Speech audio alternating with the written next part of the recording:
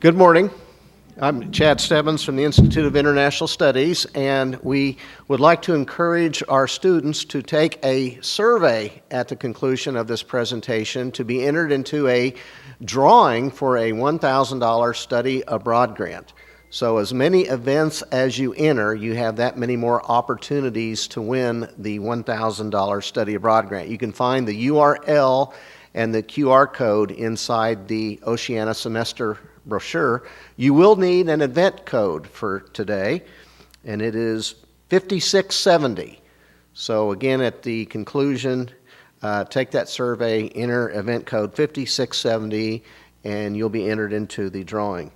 So Dr. John Mitcham is chair of the Department of History at Duquesne University, which is in Pittsburgh, Pennsylvania, is going to give a second talk. He just spoke last hour on Australia's national identity. This talk is about Australia's role in World War I. Dr. Mitcham has a connection with Dr. Megan Bever from our social science department. They were colleagues together in at the University of Alabama in grad school. And we thank Dr. Bever for recommending Dr. Mitcham as a speaker. You know, it's somewhat difficult to find experts on Australia in the United States. We could certainly find them in Australia, but you know, that would be very expensive to fly them in from Sydney or Melbourne. So it's great when they're in the U.S. So let's give a warm welcome to Dr. John Mitcham from Duquesne University.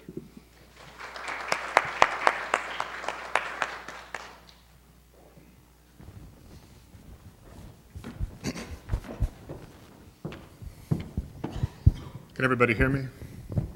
That's good. It's great to be back. I just spoke 10 minutes ago. So, I'd like to thank Chad and everybody else at Missouri Southern for the invitation to attend. It's not often that my expertise on Australian history is solicited in the United States, and so anytime I have to get together and talk about things that are both of academic and I think personal interest to me, I'm quite excited to do so. And I really would encourage you guys, if you're thinking about this study abroad trip, to give this a close look. I've had a postdoc in Australia, and I've been back for research trips since, and it's a fantastic place, and you know, it really lives up to all of its reputation. And I know your parents are probably going, you know, but everything in Australia kills you. And you know, far more Australians die from eating too much meat than they do from crocodiles and snakes and everything else. So it's a great trip, and I would encourage you to take a look at that. What I want to do today is talk about the history of Australia's experience during the First World War, what used to be called the Great War until the Second World War came along.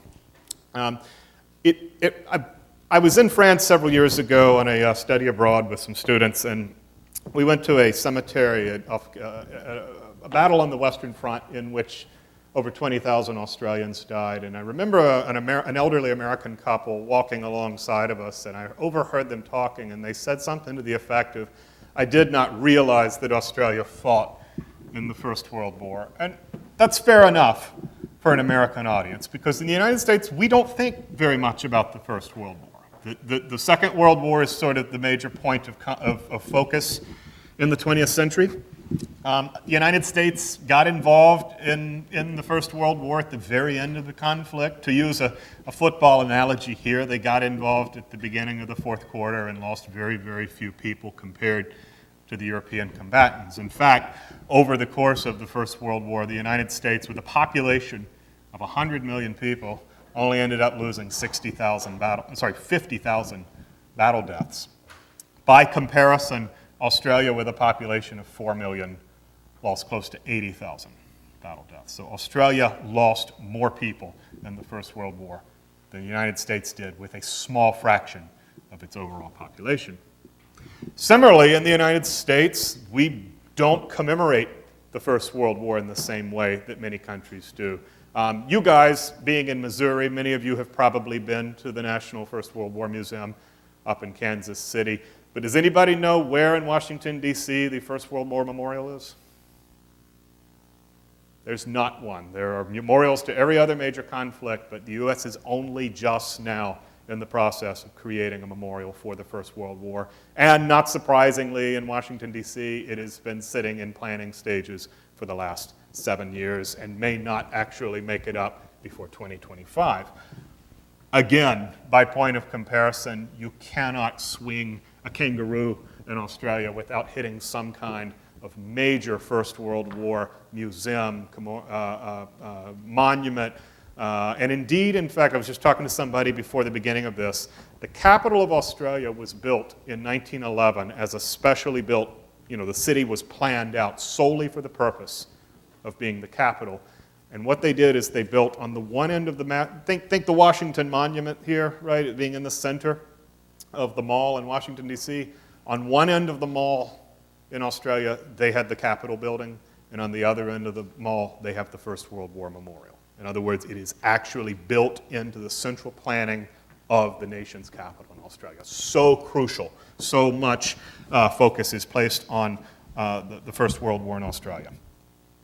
Indeed, you could argue, and this is something I did argue in my earlier lecture, that the First World War is actually part of building an Australian nation itself, that the sense of Australian identity is embedded within this legend we're going to talk about, based right here on this recruiting poster of the Australian soldier, the Anzac soldier, many of whom fought and died at the Battle of Gallipoli, and from which came this idea that Australian soldiers in the First World War had entered the conflict on behalf of the British Empire, but had ultimately sacrificed their lives on behalf of a new Australian nation. So what I want to do is talk a little bit about Australia's place in the empire prior to the war and how it responded to the beginning of the war itself in 1914. I want to talk about this Anzac legend. I want to talk about the way the war ultimately divided the nation. It became an immensely divisive moment in Australian society. And then finally, I want to talk a little bit about the way that the war has left a legacy in Australia, both in terms of commemoration, but also maybe like an understanding of Australia's role in the world. In other words, the way in which Australia would cease to be a dependent power in the British Empire and become a regional Pacific nation with, as it turns out, colonies of its own.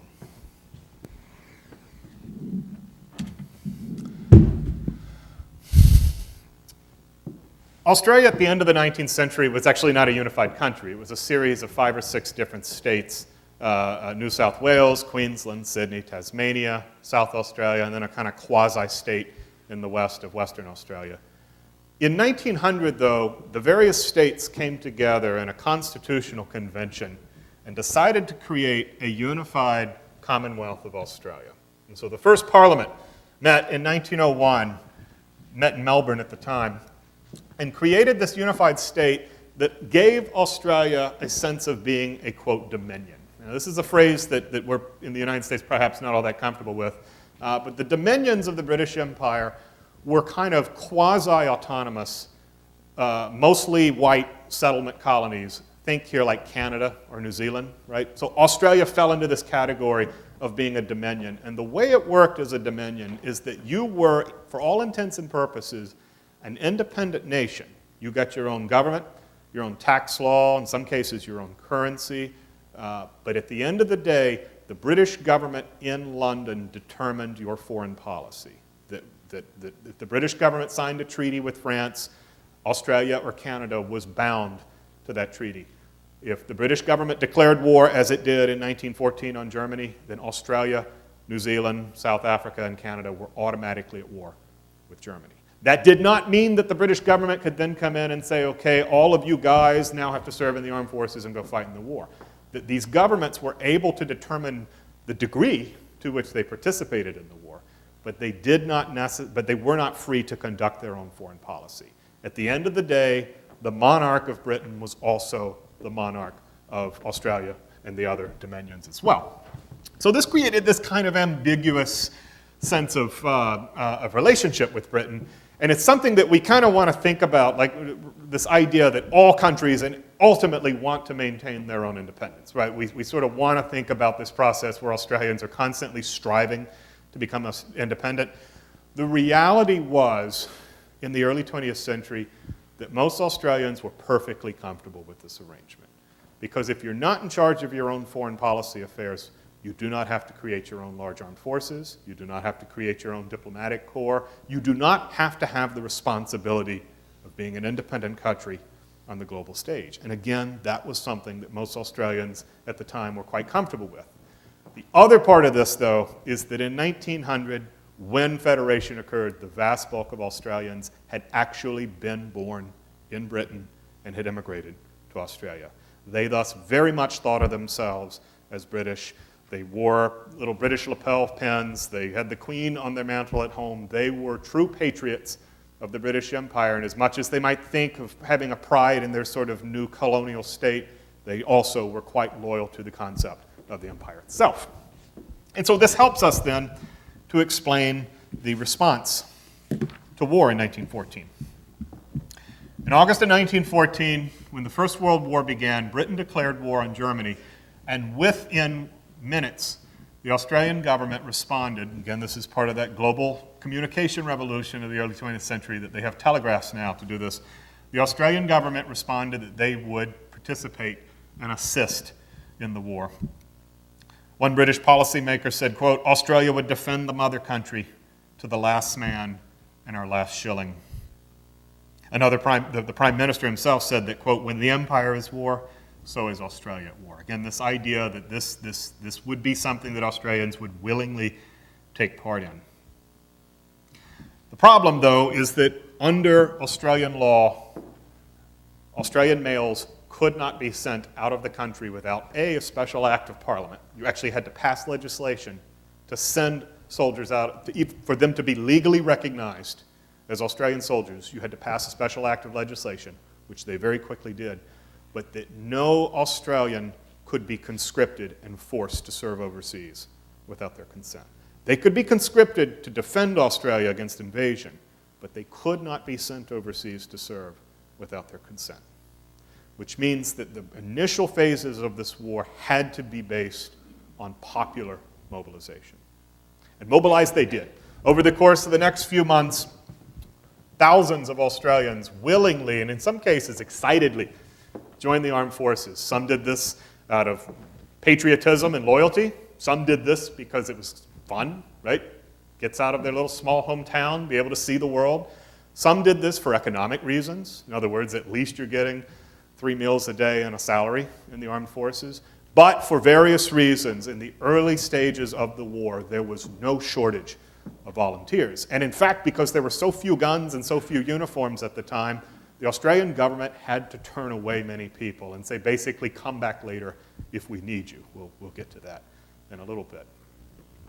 And you can see here that in some of the sort of initial propaganda efforts on behalf of the Australian government, that they're largely playing upon kind of this common loyalty to both Australia and the empire. And this is sort of, I think, the best example of this, of the little boy here. He's representing Australia, climbing above the Australian Jack as well as the British Union Jack. Australia expects this day that everyone will do their duty. Does anybody know where that phrase comes from? Everyone will do their duty?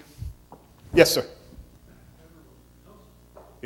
It's Admiral Nelson's famous command at the 1805 Battle of Trafalgar during the Napoleonic Wars. Again, most of you don't recognize this, but if you're a school child in colonial Australia in 1914, you know this as easily as you know your ABCs. It is an iconic moment in British history, and it is being used here to mobilize support for a war that is very much seen as an imperial war rather than a national crusade. Now, that did not mean that Australians served this, at least in the beginning part of this war, out of just pure blind loyalty for the empire. In fact, Australia had very much a sort of regional national ambition of becoming an empire of their own. It's hard to think about a country like Australia, and we can apply this to New Zealand as well, by the way. It's hard to think about these sort of quasi-colonies as becoming sort of imperial masters themselves, but these are examples of settlement colonies. These are cut from the same cheese board as Britain. And over the course of the late 19th century, you start to see individuals in Australia and New Zealand have ambitions of gobbling up neighboring territories in the vast, countless islands of Oceania. As far back as the 1880s, for example, Australia harbored trying to gain control of the eastern part of New Guinea. I have my, let's see if this thing right up in here. They asked the British government, they said, we would like to actually seize New Guinea and we'll run it as a colony. The British government said, no, absolutely not. And so the Germans got it instead. In the 1890s, they wanted the islands of New Caledonia.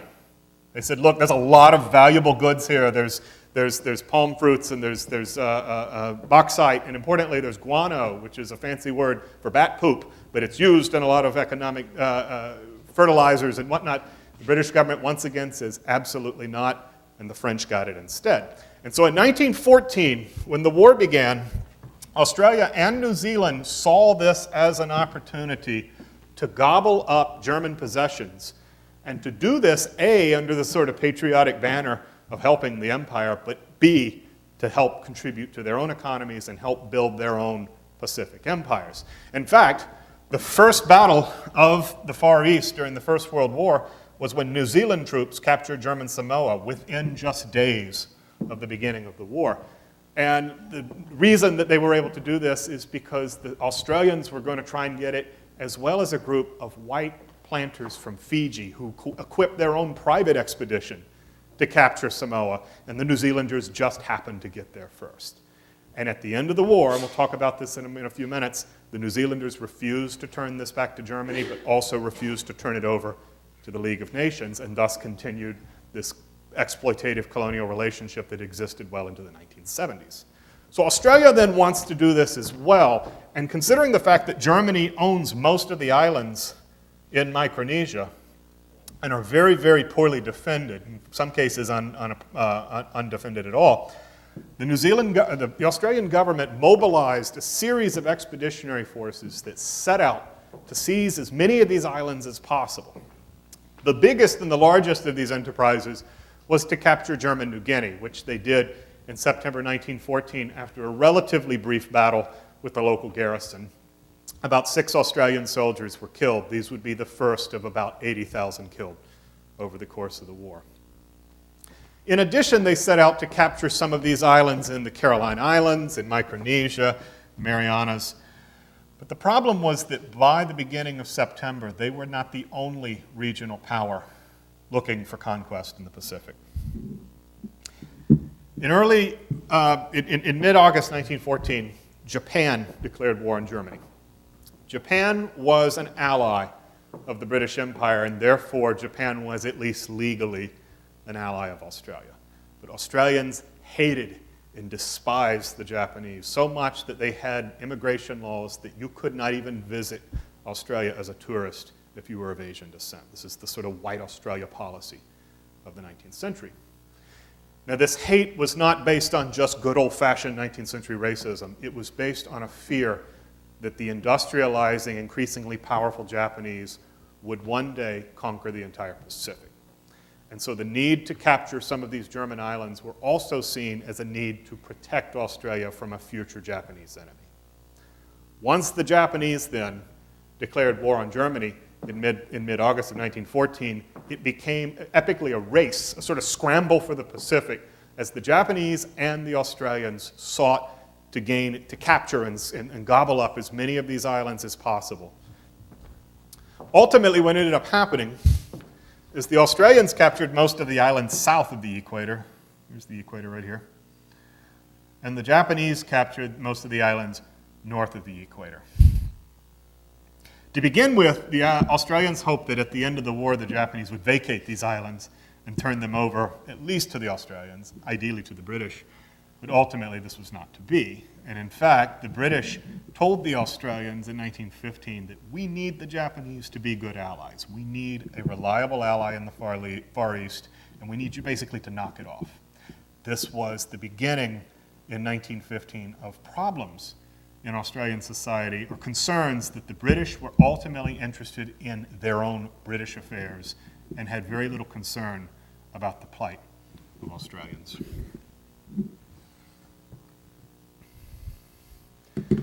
Now, these were little small expeditions. These were not, large efforts, a couple of hundred soldiers here and there. Meanwhile, the Australian Armed Forces joined with the New Zealand government in creating the first expeditionary force that was intended to fight alongside the British Army in Europe. This ANZAC Corps, which stands for Australian New Zealand Army Corps, was initially a force of about 25,000 soldiers. Now again, Australia is going to mobilize over 600,000 soldiers over the course of the war, so this is just sort of the beginnings of a much larger effort. And most of the ANZAC Corps, the vast bulk of the ANZAC Corps, were infantry, foot soldiers, many of whom never even learned to ride a horse. Again, most of Australia, despite its image, is sort of urban, and these are often suburban and inner city kids from Sydney, Melbourne, Brisbane, other big cities that are joining the army. But the iconic image of the Australian soldier that began to form was from its mounted units, known as the Australian Light Horse. So here's a picture here of two Australian light horsemen in Egypt in 1915. The idea of the light horsemen is that they ride horses, they ride to where they need to get, so they're quick, right? They're rapid, they get off their horses, and then they fight as foot soldiers. And then when they need to move, they get back on their horses and they relocate. They're sort of the equivalent of scouts of the American West. They were considered to be some of the shock troops of the British Empire. And as a result, upon arriving in Egypt in 1915, Australian troops began to take on a persona that they themselves embraced, but that the British press often kind of played up as well, as being rowdy, as being much bigger and stronger than the average British troops, and of having a much more social, egalitarian existence. In other words, they did not pay a whole lot of attention to things like people from the upper class. They treated their officers as they might treat their neighbors, et cetera, et cetera. They also got a bit of a reputation for being for debauchery.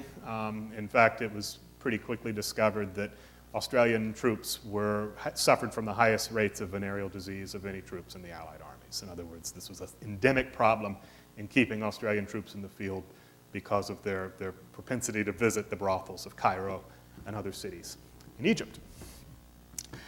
Now, by early 1915, the war in Europe had sort of settled into the stalemate of the Western Front that it would have for much of the rest of the war, right? On the one side, running straight through the northern part of France here, you've got the British and the French armies, and on the other side, you've got the German army. And these two sides, living in trenches, fighting one another across no man's land, incurring horrific casualties, are ultimately not able to move the goal line very far in either direction.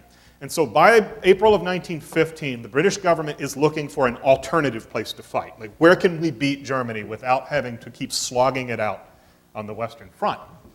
And what they decide to do is to launch a campaign in the Far East against the Ottoman Empire, which is one of Germany's allies. And in particular, they're going to land soldiers on a peninsula right here, but you can see the sort of big map. This is a smaller version of it. They're going to land, initially what they want to do is send ships through this very, very narrow channel of the Dardanelles and to capture the Turkish capital of Constantinople, Istanbul. The ships are ultimately not able to get through the channel because of all of the defenses. And so instead what they do is they follow this up with an amphibious invasion at the small peninsula of Gallipoli. Now this, on paper, looked pretty good. Most people thought this would succeed. It was kind of a way to knock the Ottoman Empire out of the war, and by doing so, perhaps find a way to beat Germany in other ways. Ultimately, what occurred is that it kind of came into the same stalemate of trench warfare that occurred on the Western Front.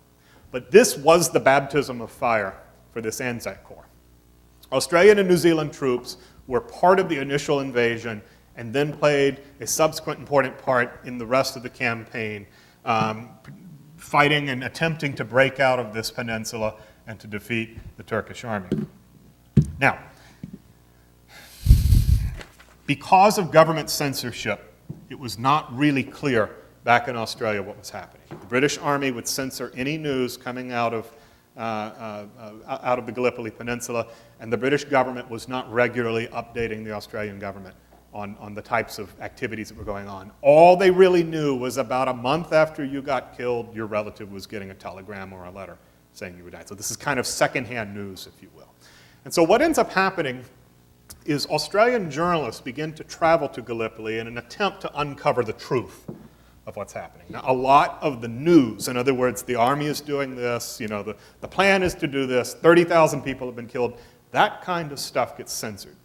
They're not allowed to write that kind of stuff in the newspaper. So what they are allowed to do is produce news that it just basically is sort of promoting the image of Australian troops.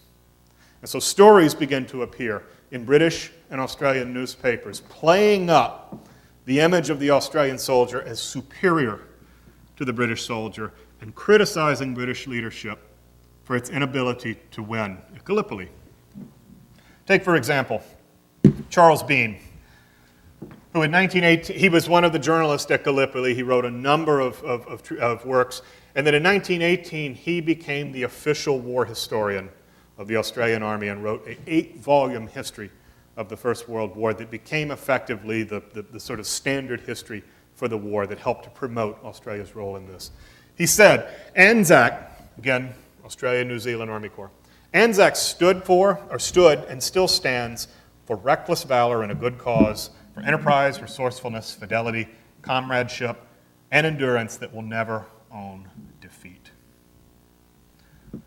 Another guy, Andrew Banjo Patterson, who was a poet, he wrote the poem and subsequently novel, The Man from Snowy River, which some of you might be familiar with, basically argued that Gallipoli and the Gallipoli legend was the beginning of an Australian nation. He said, the mettle that a race can show is proved with shot and steel, and now we know what nations know and what nations feel. Another journalist was actually sent there by the Australian government as a representative of the Australian government, who's not a journalist. They did this so that he could then avoid these censorship issues. But instead what he did was file a series of dispatches that became published as a book known as the Anzac Sacrifice, and ultimately helped spread the news of what was happening at Gallipoli and how this was a battle that was never going to really succeed. His name was Keith Murdoch. He's actually the father of the current Fox News owner, Rupert Murdoch, which shows you how old Rupert Murdoch is. But this is the beginning, in other words, of a massive international journalism enterprise that is based and has its origins upon this idea of an Australian national identity. Ultimately, by the end of 1915, the British government withdrew its troops from Gallipoli, and the survivors of this initial Anzac contingent were sent to Western Europe to fight alongside the British Army. And it's interesting that actually, at the end of the day, if you think about all the Australians that served in the First World War, relatively few of them fought at Gallipoli. In other words, far, far, far more Australians are going to fight and die on the Western Front, but it is Gallipoli in which Australia's wartime experience is largely remembered. Now, by late 1915, the honeymoon was beginning to end in sort of enthusiasm to the war. There wasn't a whole lot of opposition to the war at the beginning of 1914. By 1915, this was beginning to end. This was beginning to sort of break down as the casualty lists were mounting, but also as many people in Australia began to have concerns that the Australian government was overstepping its boundaries, starting to impede upon civil liberties. And a lot of this was the result of the new Australian Prime Minister, William "Billy" Hughes, who came to power in October of 1915. Hughes is a fascinating guy, and I'm currently writing a book based in part on his wartime premiership, so I won't try not to bore you with too many details.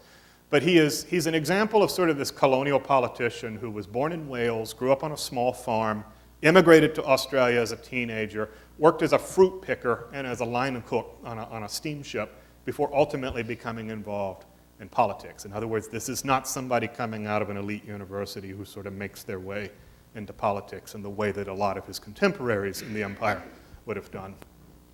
For all his various things, though, he is a committed Australian and a committed imperialist. And he saw the war largely through sort of social Darwinian lines, who saw this basically as a struggle for national existence.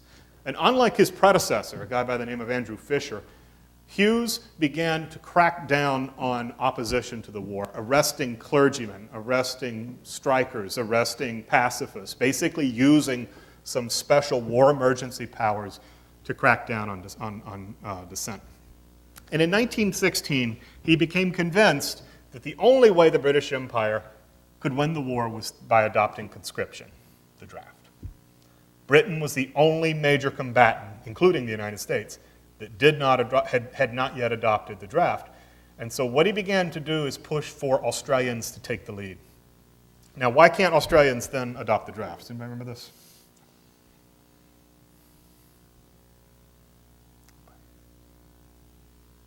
Australian law prohibits this. It has to be approved. And so the way he got around this is in 1916, he scheduled a referendum.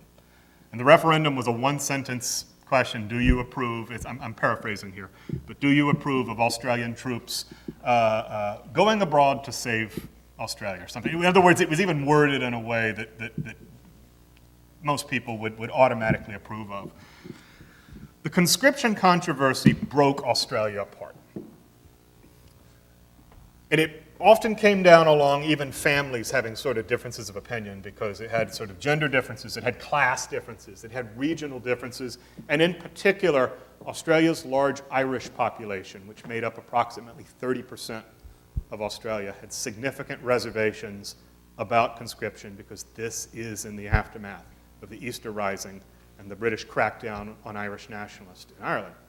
And so for the better part of 3 months, pro and anti-conscription activists fought one another in this debate for what they saw as the soul of Australia's future. So here you've got some examples of the Australian Labor Party's anti-conscription campaign. Vote no, Mum, they'll take Dad next. So again, this idea that if you, the woman, vote for this, you will be sending the man away to fight in the war. In other words, this idea of sort of the family and of gender dynamics coming up in this particular case to agitate against conscription. Similarly, on the other side of this, women of Australia stopped this, and I don't know how well you can see this, but it's a German officer arresting a small boy in what is presumed to be occupied Belgium in Europe. You can stop this, a story which will blacken even the besmirched annuals of the German army. Vote yes. In other words, women then are being sort of this debate is being categorized in a gendered manner in order to either promote support for conscription or to agitate against it as well. Here's another example. Australia has promised Britain 50,000 more men. Will you help us keep that promise? Here we see the wars preying upon this idea of honor and of commitment to the British Empire, that we've promised Britain we will send them an additional 50,000 men, and we cannot do that unless we adopt conscription. On the other hand, this is, I think, actually the most interesting one here. Vote no, keep Australia white. Every man out of Australia, even if they had to import black or brown or brindle labor to do their work.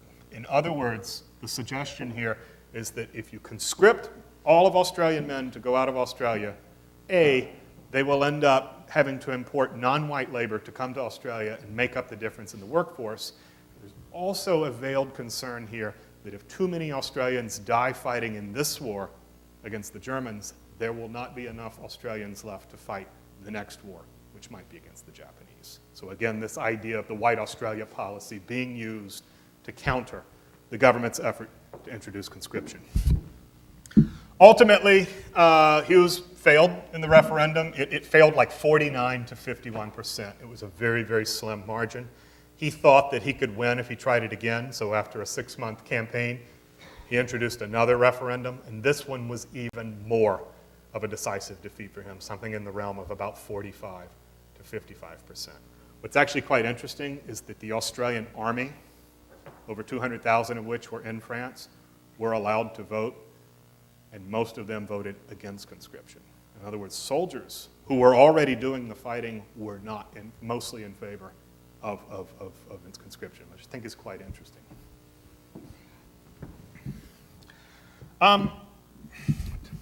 Almost out of time. I'm just going to kind of briefly talk about the rest of the war here. As much as we like to focus on the war in Gallipoli and the Anzac Legend in 1915, as I've said, the vast bulk of the Australian war experience was in France. And over the course of 1917 and 1918, Australia's military commitment grew and grew, even without conscription, was able to grow to a field force of about 5 divisions, which equals about 150,000 soldiers at any given time. And because Britain, by that point, had lost much of its effective military strength, the armies from Australia as well as Canada and New Zealand became the kind of cream of the crop of the British Armed Forces on the Western Front. In addition, they were led by a very good military general who was not a professional military officer. He had been a grocer prior to the war, a guy by the name of General John Monash. And so over the last year of the war, Australian and Canadian troops increasingly became identified as the, quote, shock troops of the empire. In other words, they were the ones that were sort of seen as necessary to leading the British military effort to success. And at one point in late 1918, the British government actually considered appointing General Monash to command all British forces on the Western Front. In other words, this idea that a Australian who had no prior military experience before the war could actually be the commander-in-chief of the entire British military effort sort of speaks to that insinuation, that reputation that Australians have during the war as being kind of effectively good at fighting. Now, in 1918, as the war was ending, Billy Hughes reemerges on the scene, and I'm going to kind of briefly push through this. But Hughes, by 1918, everybody knows the Germans are going to lose. Everybody knows that the British are going to win. And so Hughes became more concerned with making sure that Australia got its just desserts at the end of the war. That if all of these thousands of troops have died, it has to be for something beyond just fame and glory and commitment to the empire. In particular, he wanted to make sure that Australia's territorial acquisitions from the beginning of the war were upheld. And he wanted to make sure that Australia had a seat at the international table of great powers that was surely to assemble at the end of the conflict. And so in 1918, he traveled to London for an imperial war cabinet, basically a sort of meeting of all the most powerful figures from the empire. And he actually remained in London from March of 1918 through the very end of 1919. He did not travel back to Australia during this time. It was so important for him that he remained sort of in the center of international relations. Now, his big enemy as the war was coming to an end was not the German government or the German army. It was American President Woodrow Wilson. Because Hughes was a sort of quintessential 19th century realpolitik racist. He wanted to basically make sure that Australia could serve as the centerpiece for an Anglo-Saxon empire in the Pacific. Wilson actually shared a lot of those actual attributes as well, but Wilson saw international relations as being a more cooperative form of internationalism based on cooperation, again, with European countries. And in particular, Wilson wanted to end the war and to make sure that the peace treaty was dictated on the terms of this idea of national self-determination and the idea that countries should be able to achieve independence based on the will of its people. So Hughes in 1918, on his way to London, met with Wilson in Washington, D.C., and preached at him, said, you know, you and I, at the end of the day, have something in common, and that's this racial link. We're sort of cousins, if it will, across the wide contours of the Pacific, and one day our countries will be fighting against a common enemy, Japan. Wilson actually tended to agree with him on this measure because Wilson was a committed white supremacist as well. But Wilson also saw Hughes as being out for Australia's own benefit. In other words, that Hughes wanted to acquire all this territory, and Wilson was not really willing to allow that. In fact, he privately wrote in the margin of his minutes at the White House afterwards that he was a pestiferous varmint, and he underlined it several times. So when Hughes got to Paris in 1919 for the peace conference, this ultimately turned out, much of the peace conference was held behind closed doors. If there were disagreements, they were hashed out between statesmen as gentlemen.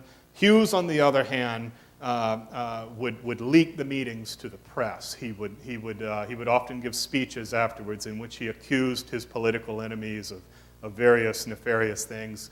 One can only imagine Billy Hughes in Paris in 1919 with a Twitter account. But what he really did was point to the need for Australia to retain this territories, not out of any sort of like idealistic reason, but because Australian soldiers had fought and died in the war, and they had to have some kind of tangible result. And in fact, at a very heated meeting in 1919, when Hughes began to preach to him about this sort of idealistic vision of international relations, he very nastily pointed out that far more Australian light horsemen had died in the war than American doughboys, and that Australia, despite being a small country, had a far greater right to determine the peace than the Americans did. So this idea then that those who suffer the most have the most in stake of this peace treaty. This is a sort of a more contemporary cartoon of Hughes, but basically giving the finger to the assembled statesmen of the world, and that was the image that he came across as. He was the smallest man in the room at only 5'2". He was permanently deaf in one ear, and he pretended not to hear you if he didn't like what you were saying. But he nonetheless became an effective, if sort of vociferously nasty, leader of getting what Australia wanted out of this. And at the end of the war, even though it was placed under the sort of nominal auspices of the League of Nations, Australia was able to retain all of these German possessions and again have a colonial enterprise, a very exploitative colonial enterprise that lasted well into the late 1970s. So what is the legacy of war? Well, we can see this, and I'm not going to dwell on this because I've already talked about it in the earlier lecture, but on the one hand, the war created a common sense of Australian identity based, again, around this sacrifice at Anzac. And so the national holiday in Australia is called Australia Day. I have no idea when it is because they actually change it every few years because nobody celebrates it. They actually say, nobody celebrates it in November, maybe we should try April. It's a sort of half-hearted holiday. They also have a holiday called Wattle Day, W-A-T-T-L. The wattle is the Australian national flower. It's supposed to represent the beginning of sort of the growing season in Australia. Again, nobody really celebrates this as well. The national holiday, in reality, even though it's not designated as such, is Anzac Day, April 25th. And it is a kind of a strange combination of the 4th of July, Memorial Day, Thanksgiving, and a couple of other fun holidays thrown in. It is the national holiday in Australia, and it is based around military and patriotic displays. Are you guys going to Canberra for the trip? Yes. In Canberra, as I've already mentioned, the Australian War Memorial is there. Every day at the Australian War Memorial, they have what's called a last post ceremony. And you guys, if you've been to any national cemetery in the United States, you've seen horrific images of, say, the Vietnam War, where American servicemen are brought home and buried and whatnot. Arlington Cemetery is a sort of national shrine. Not a single Australian soldier from the First World War is buried in Australia. There was no way to bring home all of these casualties. The decision was made to bury them in France in ceremonies that are maintained today by the Australian government, but as a sort of sense of national consciousness after the war, a war memorial was created that is to this day one of the best funded, most well-funded museums in the world. And so if you go to Canberra, you have to go there because it is the city of Canberra is quite literally built around this. The planning used this memorial as the centerpiece of the city itself and designed everything else around it. And in this war memorial, you have a hall of honor that is sort of the interior of the memorial itself. And every afternoon at 4 o'clock, they have a last post ceremony where a bugler in the Australian Army comes out and a member of the Australian military comes out and students from various schools all throughout the country come. And rather than just talk about Australia's sacrifice in the war in a collective manner, what they do is they randomly select somebody from the 80,000 dead, and they hand off their information a couple of weeks in advance. They give their information to an archivist, and they say, tell us everything you can about this soldier. They find out when they were born. They find out if they were married, who their children were. They find out if they have awards, but they basically read out a 4-minute-long biography of this person. And so it's a personalized last post ceremony that is based very much on trying to sort of make up for the fact that Australia's war dead ultimately never came home. I think if we had to kind of create I'll conclude with this. If we have to create a sort of common experience in the United States, it would be taking the American Revolution, a war of independence, a war of nation building, right? The American Civil War, which had the highest demographic impact on the U.S. as well as becoming a very, very divisive conflict for obvious reasons. And the war in Vietnam, which started out popularly and subsequently became highly, highly unpopular. To combine those 3 military experiences together to create this kind of moment of national understanding. That's Australia's equivalent to the First World War. And so if none of you until today have ever heard the word Gallipoli, chances are that if you went to school in Victoria or New South Wales, you might have gone to Dardanelles Middle School, or you might have gone to John Monash University. In other words, this war is enshrined in the national consciousness in a way that we as Americans just don't quite appreciate. So, thank you.